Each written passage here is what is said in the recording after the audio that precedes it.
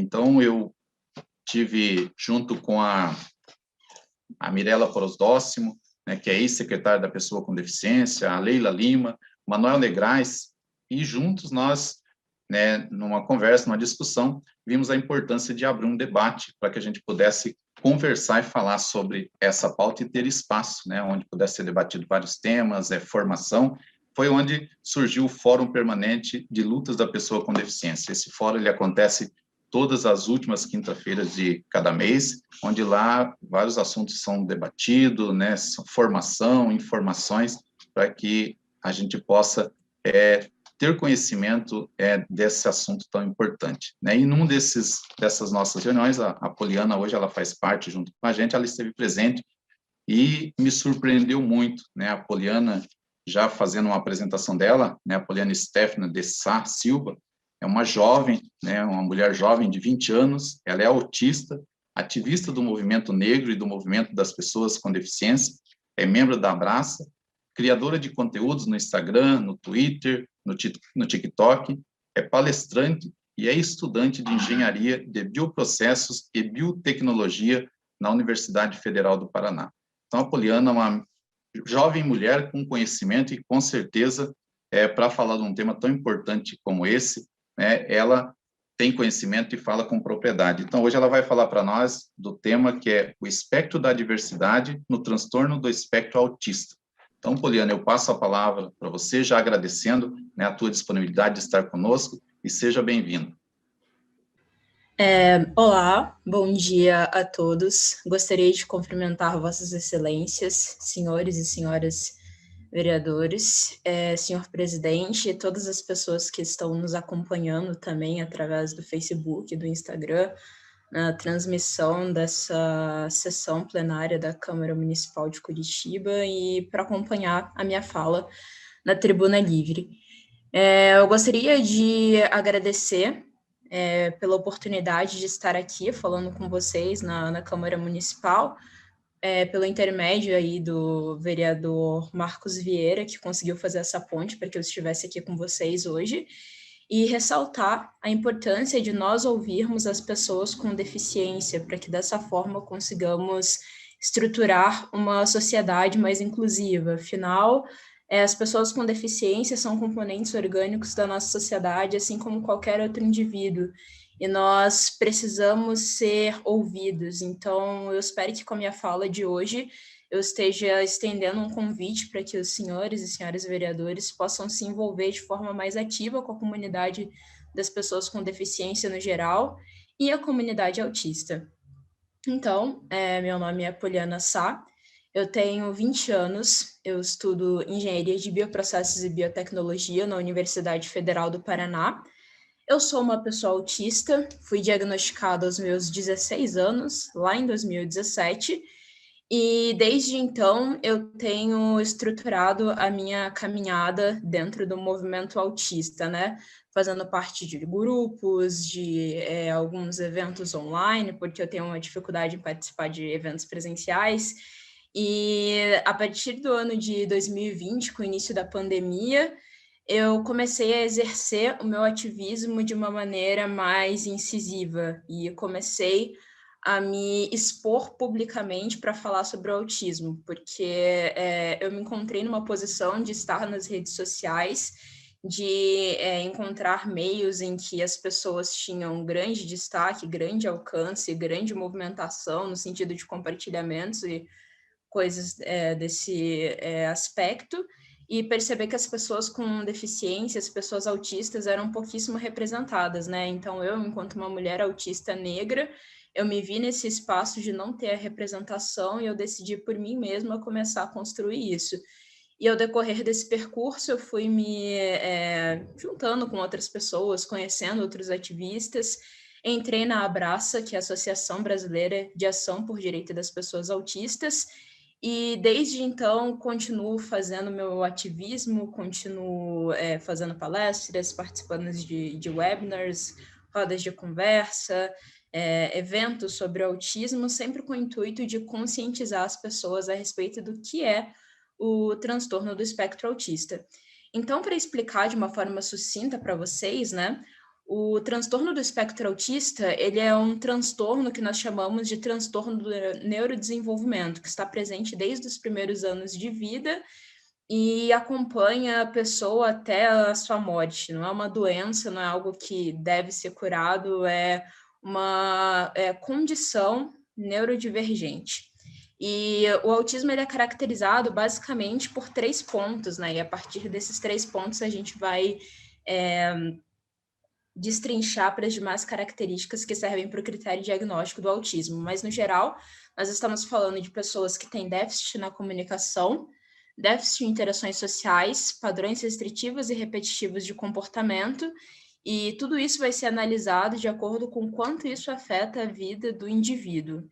E dentro do DSM-5, que é um manual diagnóstico para transtornos e doenças mentais da Sociedade Americana de Psiquiatria, o autismo ele pode ser classificado em 3 níveis de suporte, que seria o leve, que exige apoio, o moderado, que exige apoio substancial, e o grave, que exige muito apoio substancial.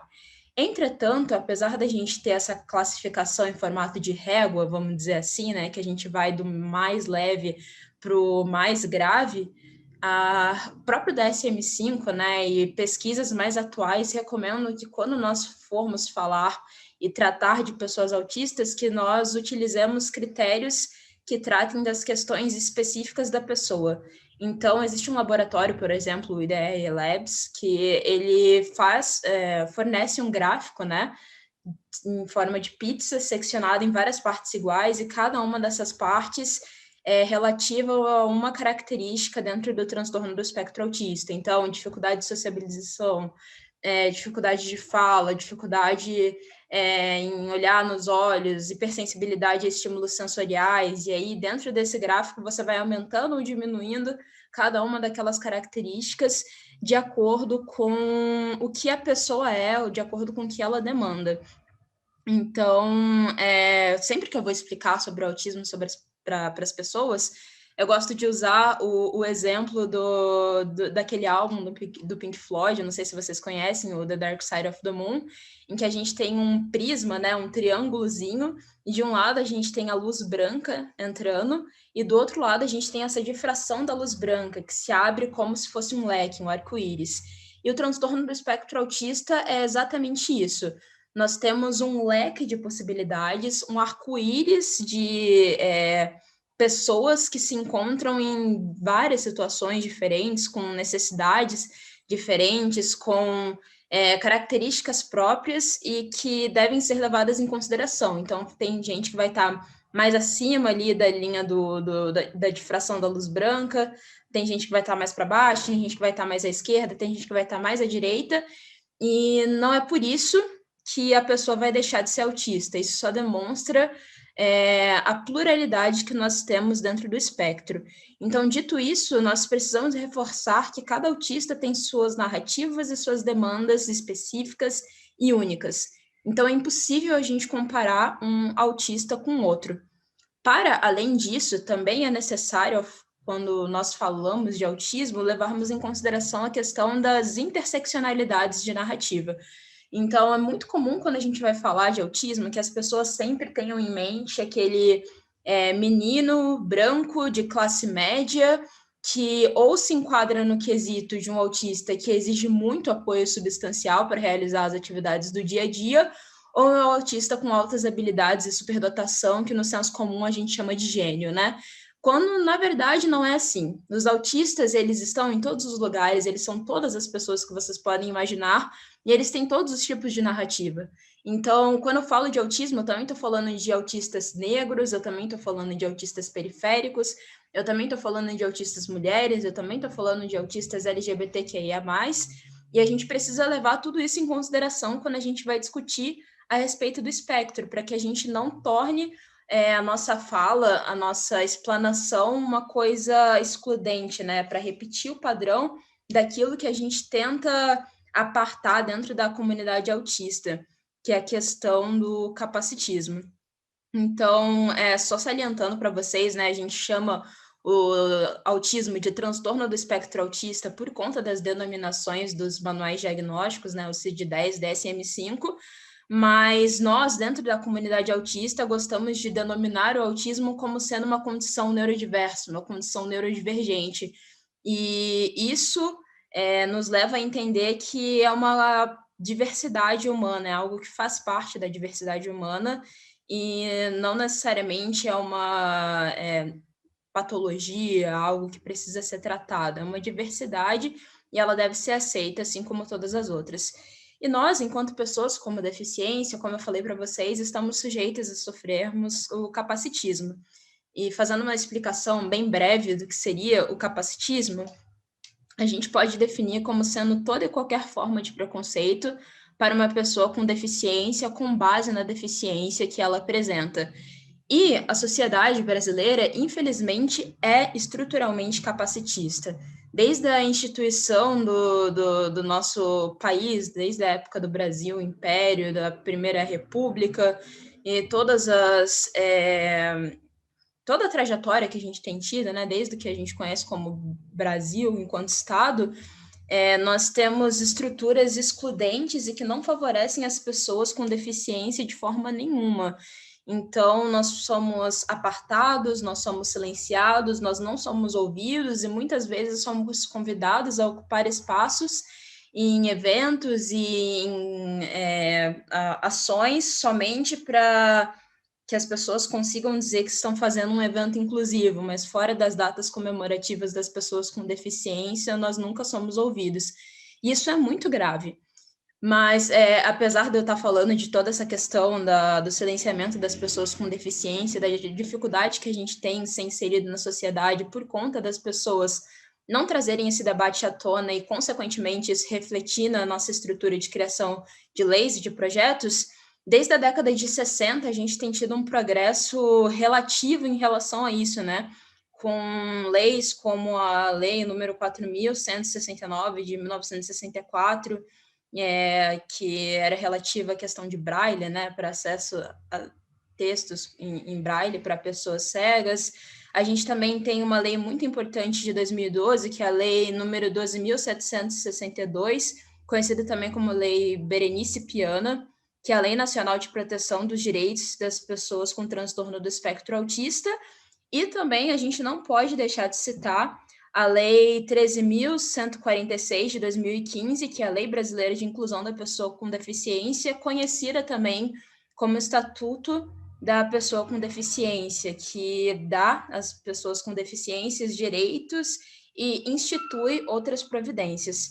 E, para além disso, a gente também pode olhar aqui no município de Curitiba que existem algumas legislações a respeito do assunto, como a Lei número 15.748, de 2020, que instituiu sessões de cinema para crianças autistas uma vez por mês nos cinemas de Curitiba.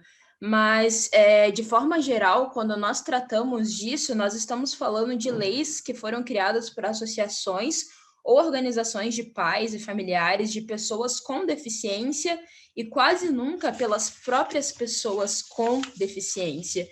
E, sobretudo, quando a gente fala das pessoas com deficiência, muitas vezes a gente se esquece que a deficiência não se restringe somente à questão da deficiência física. Nós também temos deficiências que se enquadram na posição de neurodiversidade, como as pessoas autistas. E nós somos esquecidos, nós não somos ouvidos.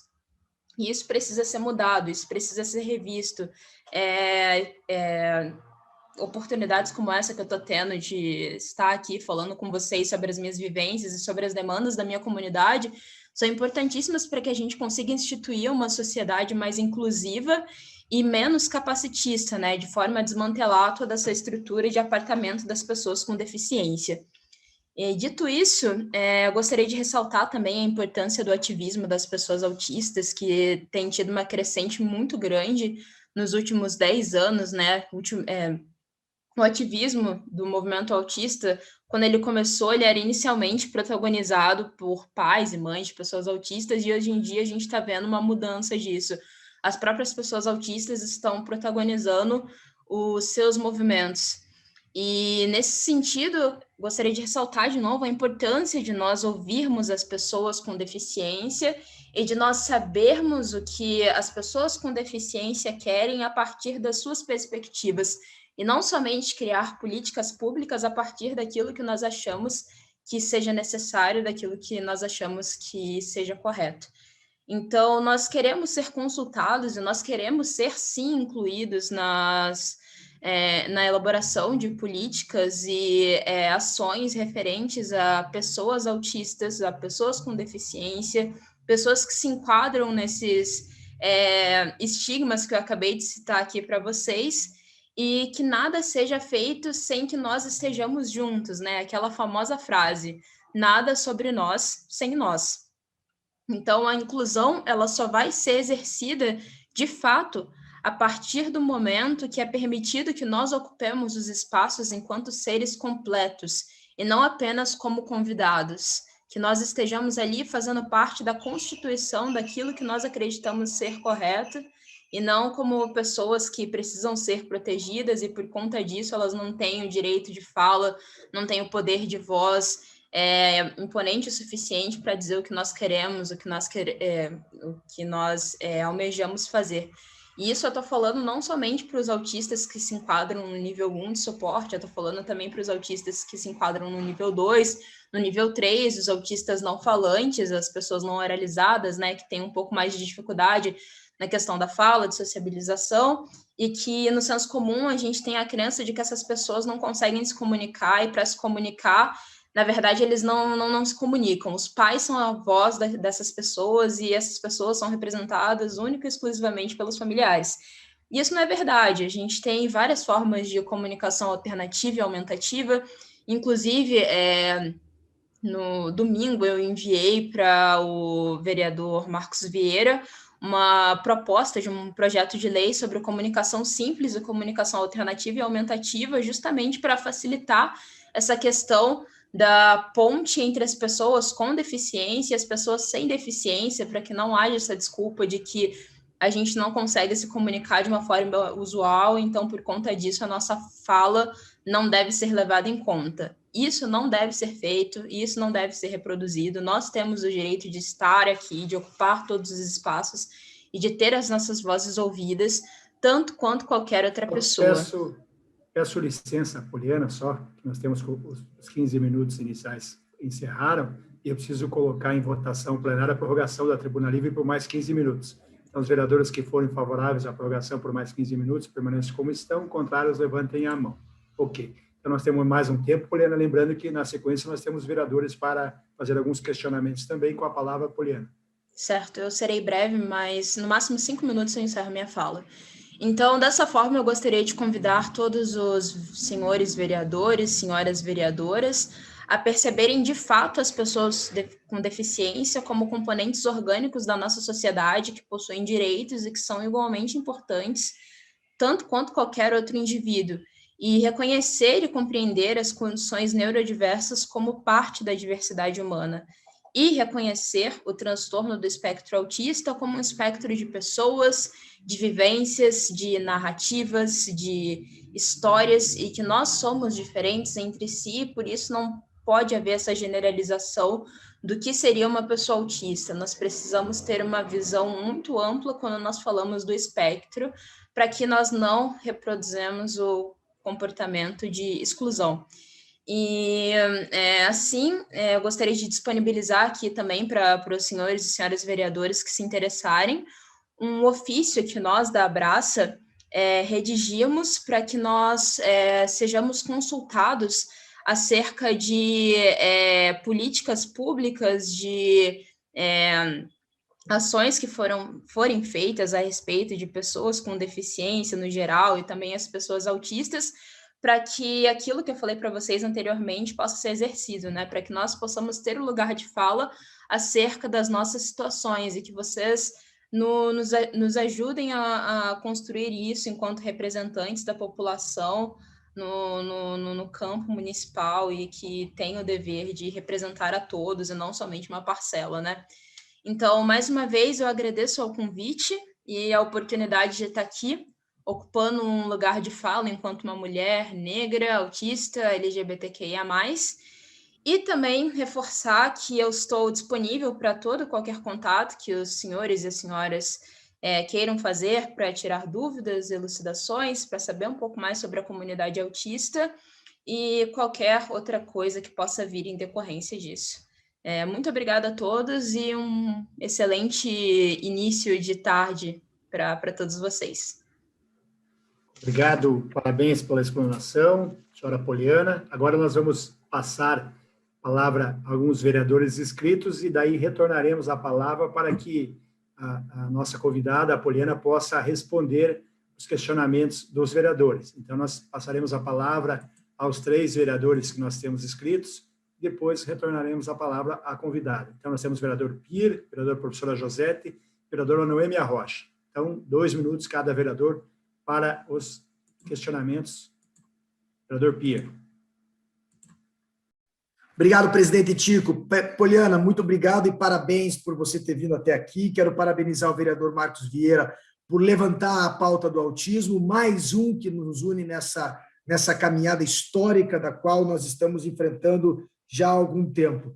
Quero fazer a seguinte pergunta para a Poliana. Primeiro, informar, Poliana, de que eu fui o autor da lei do diagnóstico precoce aqui na cidade de Curitiba. Temos 111 unidades de saúde no município com o diagnóstico precoce, que é fundamental detectar o diagnóstico da pessoa do transtorno do espectro do autismo. E aí lá vai minha primeira pergunta.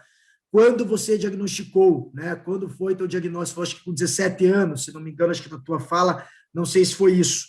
Mas a pergunta que eu realmente queria fazer é, você, e isso a gente escuta muito, o autismo você é uma, entre aspas, raridade no mundo do autismo. Porque além, você é uma autista verbal, você se expressa de uma maneira perfeita. Então, a minha pergunta é, como é que você se descobriu? Né? Como é que isso aconteceu? Quais foram os primeiros sintomas o que você viu em você que fez você perceber o teu transtorno do espectro? E quero saber também se você tem alguma opinião formada com relação à inclusão das crianças do autismo severo nas escolas especiais do nosso município. Vereador Marcos, parabéns. Poliana, parabéns. Conte comigo na sua empreitada. Também sou um defensor da inclusão e da pauta do autismo aqui na cidade de Curitiba. Vamos ouvir a vereadora professora Josete. Então, fazemos o bloco com 2 vereadores, aí devolvemos a palavra à convidada, depois mais a vereadora Flávia, que está escrita, e a vereadora Noêmia Rocha. Então, com a palavra, vereadora professora Josete, por 2 minutos.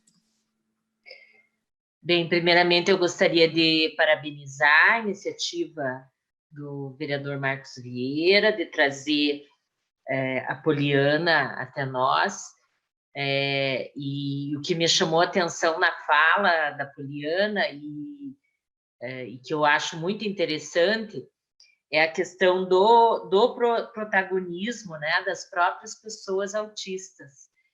E dizer que é muito importante isso. É a primeira vez na Câmara que nós temos uma pessoa autista trazendo, né, as suas demandas, trazendo a sua realidade, né?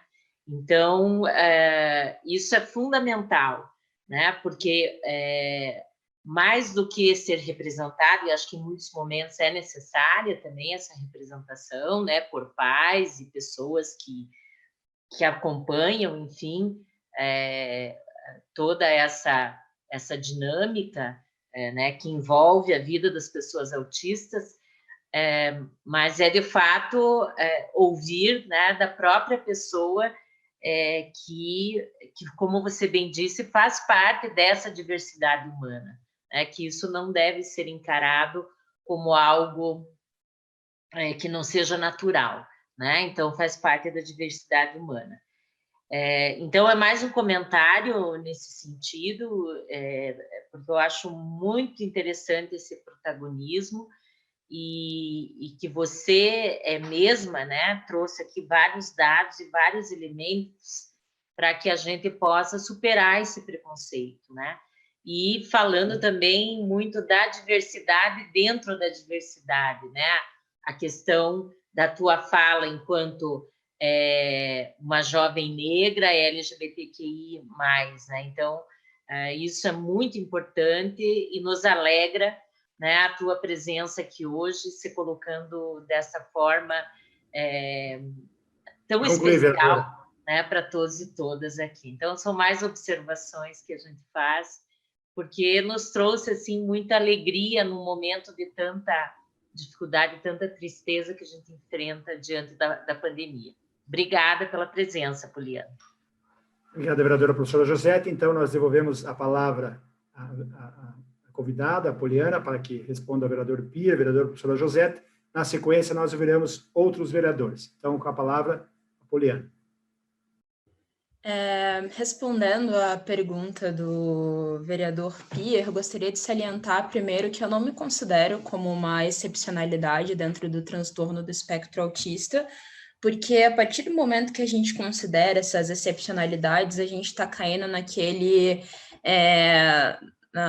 fatídico estereótipo do que a gente considera como sendo uma pessoa autista. E quando a gente fala de excepcionalidade, a gente está dando a entender que é uma pessoa autista que se assemelha com uma pessoa neurotípica e, por conta disso, ela merece um maior destaque para sua fala e deve ser levada mais em consideração, quando, na verdade, não é isso.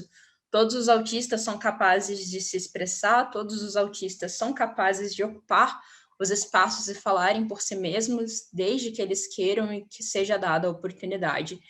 Então, falando sobre a questão do diagnóstico, eu fui diagnosticada aos meus 16 anos de idade e durante a infância eu apresentava algumas características muito peculiares, mas que os meus familiares consideravam como sendo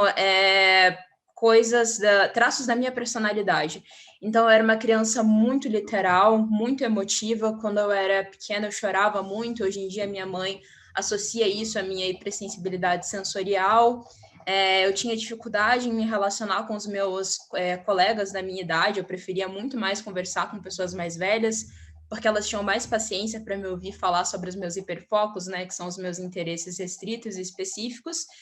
Então, eu acredito que até pela época, né, que eu nasci em 2001, o período ali que eu tive a minha primeira e minha segunda infância, até os meus 10, 11 anos de idade, os manuais diagnósticos, eles ainda não eram muito abrangentes no sentido de você compreender o autismo enquanto espectro e não se focar somente nos casos ali mais severos ou nos casos de dupla excepcionalidade, como os autistas com altas habilidades e superdotação. E também a questão das mulheres autistas, né? Existe um subdiagnóstico muito grande porque nós não apresentamos as mesmas características que os homens autistas, então isso dificulta muito para que os profissionais consigam chegar ao diagnóstico. Então, quando eu fui diagnosticada, foi um diagnóstico totalmente por acaso, eu não estava procurando pelo diagnóstico, eu estava passando por um tratamento para depressão com um psiquiatra e depois de um ano de acompanhamento, ele apontou essa questão do transtorno do espectro autista e em 2018 eu fui laudada. E, enfim, sobre a questão agora da inclusão de autistas que exigem muito apoio substancial no ensino regular, eu acredito que é um dever do Estado incluir toda e qualquer criança no ensino regular. Eu sou contrária à criação de escolas especializadas para atendimento de alunos com deficiência, porque eu acredito que a partir do momento que a gente faz isso, a gente está impedindo que as crianças convivam desde cedo com uma estrutura de diversidade, que elas reconheçam as pessoas enquanto seres diversos e seres componentes da sociedade também. Então, para mim, eu acho que é necessário que nós façamos as adaptações necessárias dentro dos colégios, dentro das escolas, para que esses alunos consigam estar ali dentro, consigam passar pela mesma grade curricular e, enfim, tenham o direito de se envolver tanto quanto todos os outros e também tenham o direito de conviver com as crianças da mesma idade. Agora, passando para os apontamentos da vereadora professora Josete. Gostaria de agradecer muito pelos apontamentos que a senhora fez, foram muito pertinentes. E realmente, quando nós falamos de autismo, é muito necessário que nós falemos sobre o protagonismo das pessoas autistas dentro da luta do autismo. É muito comum que nós encontremos pais e mães de autistas com perfis grandes, que sejam muito reconhecidos nas redes sociais, e nós esqueçamos de falar das próprias pessoas autistas.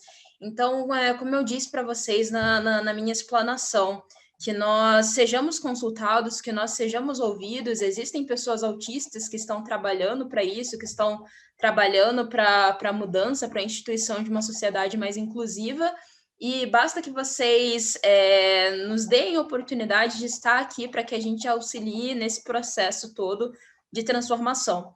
E dentro disso, a questão das interseccionalidades também é muito importante, porque nós não podemos separar uma luta da outra. É impossível a gente falar de uma pessoa autista sem falar das outras coisas que a pessoa também é. Afinal, ela não é somente autista. A pessoa também vai ser mulher, a pessoa pode ser negra, pode ser branca, a pessoa pode ser LGBT, pode não ser, a pessoa pode ser periférica. É um leque de atravessamentos que a gente tem que nós precisamos levar em consideração quando nós falamos sobre o transtorno do espectro autista. Senão, a gente vai cair de novo naquela questão do estereótipo do que seria uma pessoa autista, do que se enquadraria no autismo, do que a gente espera fenotipicamente de um autista, e não é isso que nós queremos. A gente não quer reproduzir o comportamento preconceituoso de uma sociedade capacitista dentro do nosso próprio movimento. Então, eu acredito que seja uma questão de consciência de classe mesmo, de você se entender enquanto pessoa com deficiência e enxergar as demais lutas que estão junto contigo, abraçar essas lutas e reconhecer que nenhuma delas vai conseguir se estruturar de uma forma sólida se não reconhecer as outras. Então, por isso que o movimento de interseccionalidade dentro do transtorno do espectro autista é muito importante e muito necessário.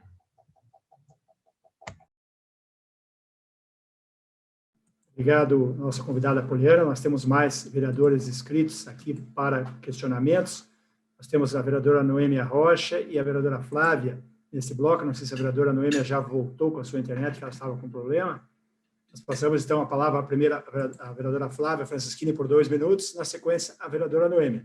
Aí, vamos ouvir mais as duas vereadoras, ouvimos a palavra à convidada e depois mais os 2 últimos vereadores inscritos. Então, vereadora Flávia, por 2 minutos. A minha fala também é bem rápida. Eu quero agradecer inicialmente o vereador Marcos Vieira pela oportunidade de assistir a Poliana falando. Seja bem-vinda, Poliana. Quero te dizer que tenho um filho que é autista, que inclusive fica passeando aqui atrás de mim nas sessões, já deu um grito aqui hoje durante a sessão, e eu sempre conto com a compreensão dos meus colegas. É dizer realmente que ouvir você falar é um estímulo para nós que somos pais de uma criança autista, né? Mostra que realmente a criança autista, a pessoa com autismo, ela é extremamente capaz, ela não é menos que qualquer outra pessoa. Muito pelo contrário, ela, em algumas, ou até na maioria das vezes, possui habilidades, né? Uma capacidade até maior em algumas situações. Quero dizer também, eu queria só completar, e aí você pode me ajudar, Poliana, com relação ao que o Pierre perguntou, quais foram, né, os diagnósticos, ou quais foram os sintomas, como é que você descobriu realmente essa questão do autismo? E dizer que, muitas vezes, o pai deixa de diagnosticar mais cedo, que a gente sabe que isso é extremamente importante até para que a criança comece a fazer uma terapia, realmente a direcionar o tratamento dela, porque acha que para ter o diagnóstico do autismo, você tem que ter todas aquelas características, ou o movimento repetitivo, ou não olhar nos olhos, ou não aceitar frustrações, né? Não aceitar o não. Então, assim, eu só queria completar, quando o Pierre perguntou, completar até como experiência própria, que a pessoa, para fechar um diagnóstico do autismo, ela não precisa ter todas essas características. Uma delas já pode, sim, né, ser levada ao caminho do autismo, que é, por exemplo, o caso do meu Bernardo aqui, que tem o TOD, que a gente acha que é 10 mil vezes mais difícil, inclusive, de tratar, porque realmente é o transtorno opositor desafiador que está dentro deste quadro do autismo, né, que podem outras pessoas também diagnosticadas com autismo apresentar, não necessariamente, mas assim, só mostrar que realmente não são todas as características que devem ser fechadas para a gente ter um diagnóstico do autismo, isso é muito importante. Muitas vezes o pai fica aguardando, rapidinho, muitas vezes a pessoa fica aguardando ter todos esses diagnósticos para poder fechar o quadro do autismo, e aí demora muito para se fechar um diagnóstico e para começar um tratamento, o que prejudica muito a pessoa. Muito obrigada pela oportunidade, Marcos, e Poliana, de poder assistir. Obrigado, vereadora Flávia. Então, eu peço ao plenário a prorrogação da tribuna livre por mais 10 minutos.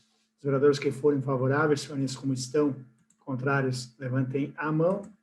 Prorrogada. Vereadora Noêmia Rocha, conseguiu entrar novamente na internet? Então, concedemos a palavra à vereadora Carol D'Artor. Daí, na sequência, devolvemos a nossa convidada da tribuna livre, a senhora Poliana.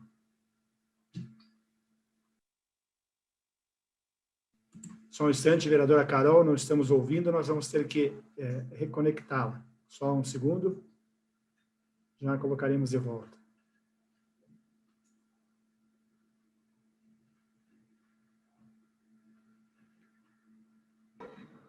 Bom dia. Agora sim, vereadora Carol, bom dia. Também gostaria de parabenizar a iniciativa, maravilhosa fala, realmente a gente percebe quanto desconhecimento a gente tem a respeito do assunto, mas eu queria que a Poliana respondesse um pouquinho, ela falou da questão da interseccionalidade, de como muitas vezes ter um perfil único do que é um sujeito autista, exclui, invisibiliza muitas questões. Eu queria que você aprofundasse um pouquinho o que é a questão de ser uma mulher negra autista, né? O que isso realmente, o que esse recorte, como esse recorte impacta na sua vida e na vida das pessoas que são autistas e negras. É isso. Obrigado, vereadora Carol D'Artora. Então, não conseguimos a conexão com a vereadora Noêmia Rocha, o vereador Márcio Barros já esclareceu as suas dúvidas. Então, agora nós devolvemos a palavra, então, à convidada para que responda às vereadoras e faça também as suas considerações finais aos vereadores e vereadoras. Bom, respondendo primeiramente à vereadora Flávia Francischini, gostaria de dizer que é muito importante o apontamento que você fez acerca de nós precisarmos considerar as pessoas autistas enquanto pessoas. E a partir do momento que nós somos pessoas, nós devemos ser tratados como tal, e não como uma parcela à parte da sociedade. Então, que nós possamos reconhecer os indivíduos autistas como seres capazes de ter opinião, como seres capazes de terem objetivos, de terem anseios, de terem propósitos de vida, como pessoas, como todas as outras pessoas são pessoas, quando nós nos referimos à espécie humana. E voltando à questão do meu diagnóstico, as características que eu apresentava durante a minha infância era a dificuldade em entender ironia, sarcasmo. Eu tinha uma fala muito rebuscada, no sentido de falar palavras muito difíceis e trazer a constituição de algumas frases de uma maneira que não era usual para crianças da minha idade. Eu tinha interesses muito restritos e específicos, como, por exemplo, moedas de 1 centavo, o Santos Dumont e o 14 bis. Então, uma coisa que as pessoas costumam associar às crianças autistas é essa dificuldade de comunicação no sentido de não falar. Mas eu era o contrário, eu gostava muito de falar sobre as coisas que eu gostava, sobre os meus hiperfocos. Então, as pessoas usualmente se irritavam comigo, né? Minha mãe costumava falar, Poliana, descansa a língua, você está falando demais. E eu recorria sempre às pessoas mais velhas para me ouvirem nesse sentido. E quando eu cresci, eu tinha essa dificuldade imensa de me relacionar com as pessoas da minha idade, as meninas principalmente, e eu passei por todo um processo de desenvolver um quadro depressivo em decorrência disso, e juntando todas essas características, lá em 2017, quando eu cheguei no médico para tratar esse quadro depressivo que eu havia desenvolvido, ele chegou com a questão do diagnóstico do transtorno do espectro autista. E como você mesma disse, quando a gente fala do transtorno do espectro autista, a gente não precisa necessariamente ter todas as características que nós listamos quando nós falamos do espectro para você ser uma pessoa autista. Então, no meu caso, por exemplo, a questão da fala. Eu tinha uma questão de fala muito bem desenvolvida, eu tinha uma fala rebuscada. Eu era uma pessoa que, durante a minha infância, eu tinha hipossensibilidade a estímulos sensoriais, então eu conseguia estar em locais cheios, coisas que não são todas as pessoas autistas que conseguem. Por outro lado, eu não conseguia olhar nos olhos, que é uma característica de pessoas autistas, eu não conseguia entender ironia, sarcasmo, enfim. Quando você vai estabelecer o critério diagnóstico para uma pessoa autista, a gente fala que você tem que ter pelo menos 8 das características lá que eles listam como sendo relacionadas ao transtorno do espectro autista para você se enquadrar dentro do espectro. E essas 8 características não precisam ser a mesma para todos os autistas. Então, nós somos muito diversos. Tanto é que a minha fala eu quis construir justamente nesse sentido, de a gente falar sobre o espectro de diversidades dentro do transtorno do espectro autista. Então, que nós possamos salientar isso e não colocar o autista dentro de uma caixinha sobre aquilo que ele deveria ser, aquilo que ele deveria parecer, as características que ele deve ter. Que a gente lembre que o autismo se chama transtorno do espectro autista justamente por ser um espectro. Então, a gente está falando de um arco-íris de possibilidade, uma difração de uma luz branca em que as pessoas podem se encontrar em qualquer parte das cores. E em relação à pergunta da vereadora Flávia Francischini, é isso. Agora, partindo para o questionamento da vereadora Carol Dortara, primeiramente gostaria de cumprimentá-la. Eu fico muito feliz em ver uma mulher negra ocupando um espaço dentro da Câmara Municipal de Curitiba. Eu me sinto muito representada e muito feliz nesse sentido. E agora, respondendo a sua pergunta em relação à questão das interseccionalidades. Quando nós falamos de autistas pretos dentro da comunidade autista, nós estamos falando de uma parcela de pessoas que sofrem um subdiagnóstico muito grande. Então, não existe nenhuma pesquisa que relacione a questão de raça e etnia com a incidência de autismo. Então, nós compreendemos dentro da comunidade acadêmica que o autismo tem o mesmo índice de incisão, tanto em pessoas brancas, negras, amarelas, e enfim, a única coisa que faz com que existam, entre aspas, mais autistas brancos do que autistas negros é a questão do subdiagnóstico. E existe um estudo feito pelo CDC, que é um centro de pesquisa de doenças e transtornos mentais nos Estados Unidos, que correlaciona a questão da vulnerabilidade socioeconômica e social no geral à falta de acesso ao diagnóstico. E nesses casos, a população negra e a população hispânica nos Estados Unidos, que são as populações mais socioeconomicamente vulneráveis, eram aquelas que sofriam mais com o subdiagnóstico. E apesar de não haver nenhuma pesquisa no Brasil correlacionando isso, eu acredito que o padrão tenda a se repetir. Então, as pessoas negras, elas vão buscar pelo diagnóstico, muitas vezes elas não conseguem ter acesso a um encaminhamento correto dentro de uma UPA, são atendidos por um clínico geral que não dá encaminhamento para psiquiatra ou para neurologista, e eles fazem aquilo que eu chamo de diagnóstico generalista.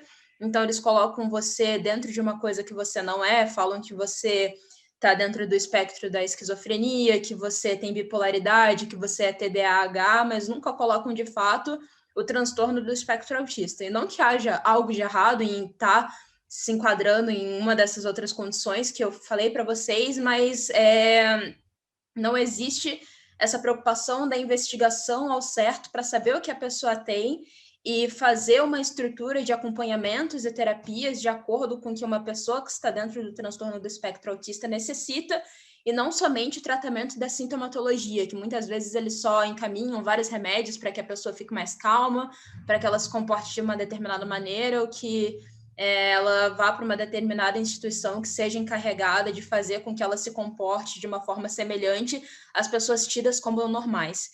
E dentro da própria comunidade autista, eu não tenho vergonha de dizer isso, porque é uma coisa que nós precisamos ressaltar, é que a comunidade autista, em uma grande parcela, é racista, sim, e não reconhece a presença de autistas negros. Então, quando eu comecei a fazer o meu ativismo, eu senti muito isso, que as pessoas, elas geralmente têm uma predisposição maior a ouvir sobre autismo a partir de pessoas brancas do que de pessoas negras. Então, amigos que começaram a fazer ativismo na mesma época que eu, que têm o mesmo tipo de conteúdo que eu, que têm a mesma qualidade de conteúdo que eu, só que são autistas brancos, tiveram um alcance muito maior. Então, a gente vê essa disparidade muito grande. E acontece muito também de fazerem eventos sobre autismo e fecharem só naquele quadradinho do autista branco, hétero, que é o que as pessoas pensam que os autistas são, e quase nunca convidarem autistas negros para palestrar, para falar sobre as suas vivências, e muitas vezes quando eles fazem essa ação de convidar autistas negros para falarem, eles não fazem no sentido de reconhecer a interseccionalidade, de abraçar essa coisa dentro do movimento, mas sim de dizer que eles não estão sendo racistas e eles estão incluindo pessoas negras nos espaços, mas a gente não está sendo incluído de fato. A gente está servindo como uma cota para dizer que eles não estão sendo racistas. Mas o racismo existe sim na comunidade autista, ele precisa sim ser combatido, e nós precisamos ouvir mais pessoas autistas negras, nós precisamos lutar mais pela questão do diagnóstico correto, do acompanhamento certo, nós precisamos exigir do Estado os nossos direitos básicos, os nossos direitos de acompanhamento, de ter toda a estrutura necessária para que a gente consiga ter o nosso desenvolvimento pleno e saudável, e não só a respeito das pessoas autistas negras, né? Estou falando disso aqui porque a minha, vamos colocar assim, a minha interseccionalidade principal. Quando eu vou falar, as pessoas me enxergam primeiro como mulher preta do que mulher autista, mulher LGBT. Mas a gente precisa falar das outras interseccionalidades também, os autistas indígenas, os autistas LGBTQIA+, os autistas periféricos, que também se encontram nessa questão do subdiagnóstico e que não são ouvidos, que são apartados. E quando a comunidade que não é autista vai falar sobre autismo, só fala sobre as pessoas que eles acreditam se enquadrar dentro daquilo que é autista. E toda vez que a gente sai disso, as pessoas criam uma espécie de aversão e não querem escutar. Então, é muito importante que a gente tenha em mente a pluralidade de narrativas e que a gente não repita o padrão de preconceito que existe na sociedade brasileira, dentro do movimento autista, principalmente para as pessoas que são de fora e não conhecem muito a respeito. Então, que a gente não repita esse padrão, que a gente possa falar das interseccionalidades, que a gente possa ter consciência que o autismo é um transtorno espectro, que todo autista é diferente do outro, que eu não posso comparar um autista com outro, porque isso é impossível. Nós temos desenvolvimentos diferentes, nós temos características específicas diferentes, nós temos... enfim, né, somos pessoas diferentes, nós vivemos a diversidade humana, assim como qualquer outra pessoa. E nesse sentido, agora encaminhando para a minha fala final, gostaria de cumprimentar novamente as vossas excelências, senhores e senhoras vereadores, as pessoas que estão nos assistindo, agradecer a oportunidade e eu espero que possamos mais vezes, né, abrir o espaço da Câmara Municipal de Curitiba para que pessoas com deficiência, pessoas que sofrem desses estigmas sociais possam ter o espaço para falar a respeito daquilo que elas vivem, daquilo que elas necessitam, dos projetos que elas precisam que sejam criados e que nós sejamos incluídos de fato na sociedade e que estejamos lá como protagonistas e não como pessoas coadjuvantes. E é isso, muito obrigada.